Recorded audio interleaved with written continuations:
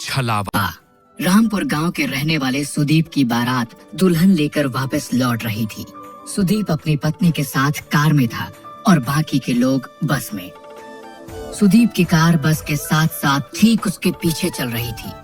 रात बहुत हो चुकी थी और सुदीप की पत्नी रीमा को जोरों से नींद आ रही थी। ड्राइवर कार चला रहा था। तभी रीमा ने सुदीप से पानी पीने के लिए कहा। मुझे बहुत जोर से प्यास लगी है, पानी चाहिए। अरे रीमा, पानी तो खत्म हो गया है, अब क्या करें? गांव पहुंचने में तो अभी काफी देर लगने वाली है। लेकिन इतनी देर प्यासी कैसे रहूंगी? आप लोग परेशान मत होइए, यहाँ आगे एक जगह पानी मिल जाएगा। कुछ दूर जाकर ड्राइवर ने कार को रोक दिया। सड़क के किनारे एक हैंडपंप बना हुआ था। सुदीप कार से पानी लेने के लिए उतरने लगा। रीमा ने उसे कहा कि वो भी कार में बैठे बैठे थक गई थी और 2 मिनट के लिए उतरना चाहती थी। आप दोनों की अभी अभी शादी हुई है, हाथों में मेहंदी लगी हुई है, ऐसे में आधी रात को सुनसान जगह रुकना सही नहीं है। पानी मैं लेकर आता हूँ। लेकिन मुझे बाहर जाना था। शायद ड्राइवर भैया सही कह रहे हैं रीमा, हमें बाहर नहीं जाना चाहिए। ड्राइवर बाहर उतर गया और Hey guys, subscribe my channel. Reema car की खिड़की से बाहर देखने लगी। कुछ देर में ड्राइवर पानी लेने गया और पानी लेकर वापस आ गया। उसने पानी की बोतल रीमा को दे दी। रीमा ने जल्दी से पानी पी लिया, लेकिन इस बीच में बारात की बस जो अब तक आगे आगे चल रही थी वो दूर निकल गई और रीमा, सुदीप और ड्राइवर उस सुनसान रास्ते पर अकेले रह गए। ये देख सुदीप ने ड्राइवर से कहा कि वो कार को थोड़ा तेज चलाए ताकि बस के पास पहुंचा जा सके।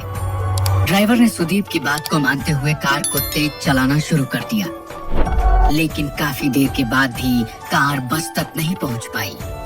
भैया 1 घंटा हो गया, लेकिन अभी तक कहीं बस नजर नहीं आ रही है। इतनी दूर तो नहीं निकली थी, आखिर हो क्या रहा है? तभी रीमा की नजर सड़क के किनारे एक हैंडपंप पे पड़ी।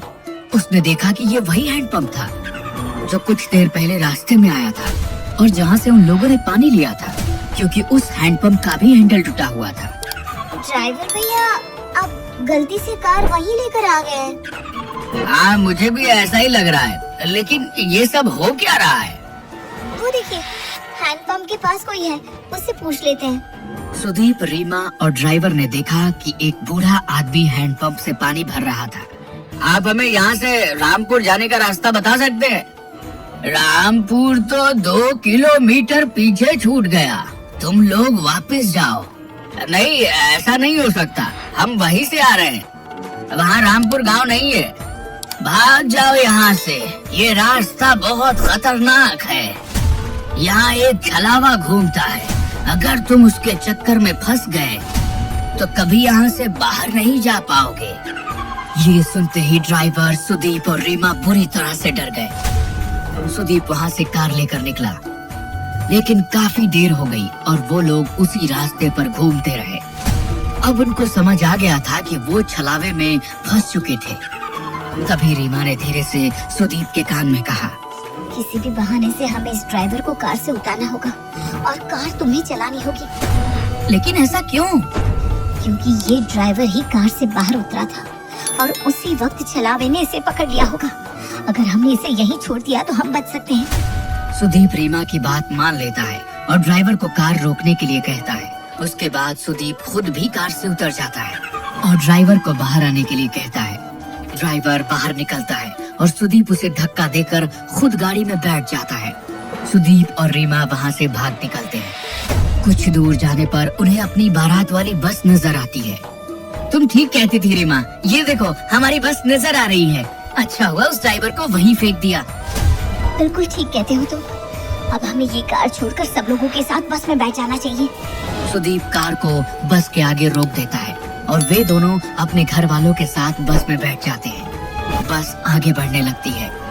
थोड़ी देर बाद सुदीप की नजर बाहर हैंडपंप पर पड़ती है। ये वही हैंडपंप था जिसके पास से वो पहले 2 बार गुजर चुके थे। अब सुदीप को समझ नहीं आ रहा था कि ड्राइवर तो वहीं रह गया, फिर आखिर ये छलावा उसे अब भी क्यों हो रहा था? सुदीप ने ये बात अपने रिश्तेदारों को बताई। हम सब लोग एक छलावे में फंस चुके हैं, इससे बाहर कैसे आना है कोई नहीं जानता। लेकिन बेटा, ये छलावा होता क्या है? पापा, जब कोई इंसान एक्सीडेंट में मर जाता है तो उसकी आत्मा ऐसे सुनसान रास्तों पर भटकती रहती है और लोगों के सामने ऐसा भ्रम पैदा करती है कि वे आगे बढ़ रहे हैं, लेकिन वो उसी जगह पर घूमते रहते हैं। हम कभी अपने गांव रामपुर नहीं पहुंच पाएंगे। सुदीप की बात सुनकर सब लोग बुरी तरह से डर जाते हैं। तभी रीमा उठकर खड़ी हो जाती है। उसे बस की खिड़की से अब वो ड्राइवर नजर आ रहा था। रीमा ने इस बारे में सब लोगों को बता दिया। सब लोगों को लगा कि वो जितना ड्राइवर से बचने की कोशिश करेंगे उतना ही फंसते चले जाएंगे। इसलिए उन्होंने बस को रोका और ड्राइवर को बस के अंदर बुला लिया। इस छलावे से हम कभी बाहर नहीं निकल पाएंगे अगर हमने उसे अपने से दूर नहीं किया। तुम ही वो छलावा हो, इसलिए अब तुम्हें मरना होगा।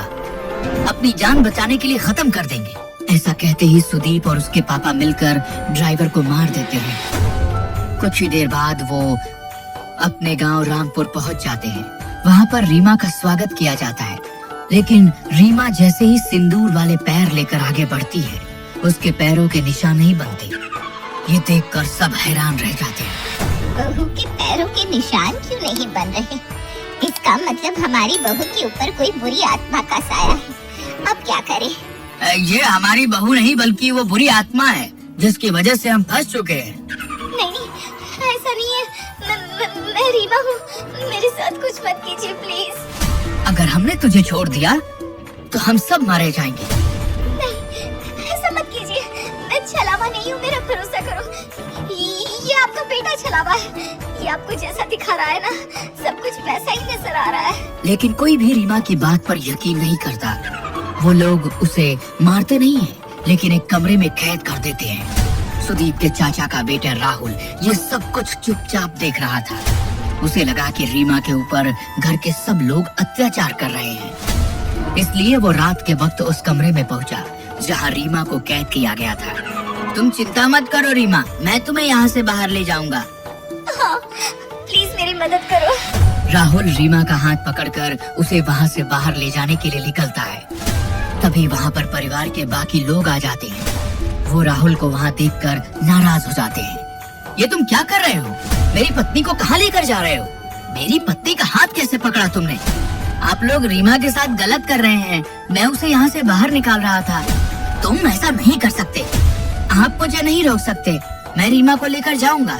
राहुल के इतना कहते ही सुदीप उसे धक्का देता है और राहुल दीवार से टकराकर वहीं गिर जाता है।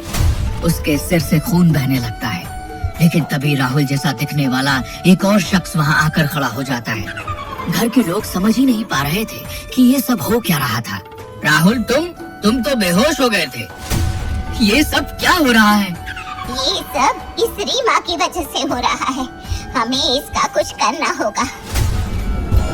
ठीक कहती है आप माँ। सुदीप आगे बढ़कर रीमा के बाल पकड़ लेता है और उसे खींचकर दीवार में धक्का देने की कोशिश करता है। रीमा झटके से दीवार से टकरा जाती है और तभी एक जोरदार चीख सबके कानों में सुनाई देती है। लेकिन यह चीख रीमा की नहीं बल्कि सुदीप की थी। रीमा ने पास में पड़े हुए एक डंडे से सुदीप के सर पर वार किया, जिसके वजह से उसके अंदर मौजूद छलावे का साया उसका शरीर छोड़कर बाहर निकल गया। सुदीप कुछ देर के लिए बेहोश होकर गिर पड़ा, लेकिन बाद में सब कुछ ठीक होने लगा। असल में छलावा और किसी के अंदर नहीं बल्कि खुद सुदीप के अंदर था। कि जैसा जैसा हमें दिखा रहा था वैसा ही नजर आ रहा था। लेकिन अब वो साया यहाँ से जा चुका है और अब कभी यहाँ वापस नहीं आएगा। लेकिन तुम्हें कैसे पता चला? मुझे इस पर शक हुआ क्योंकि मैंने ही कहा था शायद ड्राइवर छलावा है और इसने उसे मार दिया। उसके बाद इसने मेरे पैरों के निशान गायब करके सबका शक मेरे ऊपर डाला। लेकिन जब आप लोगों ने मुझे मारा नहीं बल्कि मुझे कमरे में बंद कर दिया। जब राहुल मुझे बचाना आया तो उसने मेरा हाथ पकड़ा ही नहीं था। छलावे की वजह से सबको ऐसा नजर आ रहा था। सुदीप ने उसे मारने की कोशिश की। तब मुझे समझ में आ गया कि असली छलावा सुदीप के अंदर मौजूद था।